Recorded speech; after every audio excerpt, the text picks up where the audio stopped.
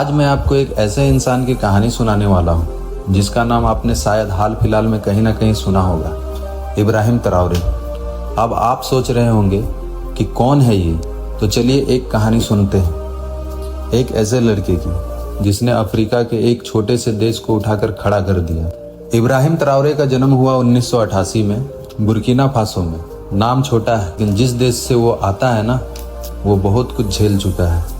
बचपन साधारण था, माँ पापा किसान थे। जैसे हमारे यहाँ गाँव में बच्चे मिट्टी से खेलते हैं, वैसे ही उसका भी बचपन गुजरा। लेकिन एक फर्क था, वो बचपन से ही सवाल पूछता था, हमारे पास जमीन भी है, खनिज भी है, मेहनती लोग भी है, फिर हम गरीब क्यों हैं?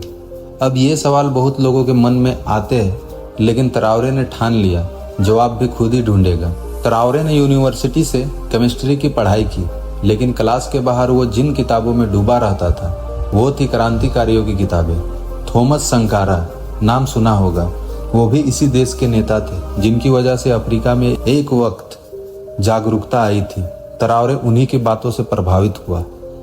अब आप सोचिए, एक 20-22 साल का लड़का जिसके दोस्त मस्ती करते हैं, वो क्रांति की बातें कर रहा है। उसका बस एक ही मकसद था, अपने देश को किसी के आगे झुकने मत देना।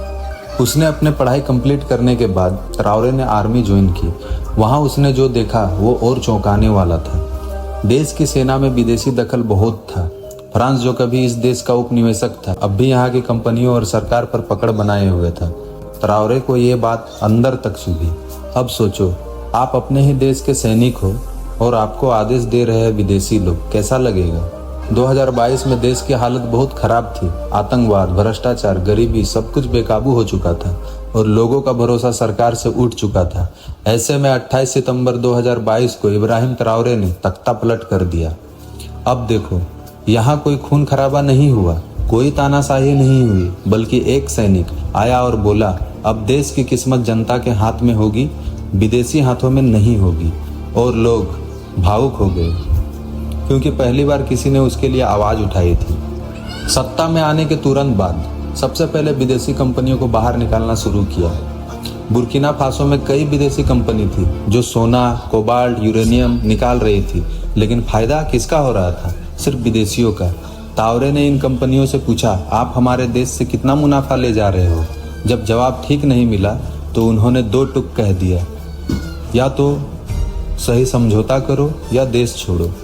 अब आप बताओ, सही किया ना, या उसने गलत किया? क्योंकि एक गरीब देश का नेता अगर अपने देश का हक मांगता है तो उसने गलत क्या किया?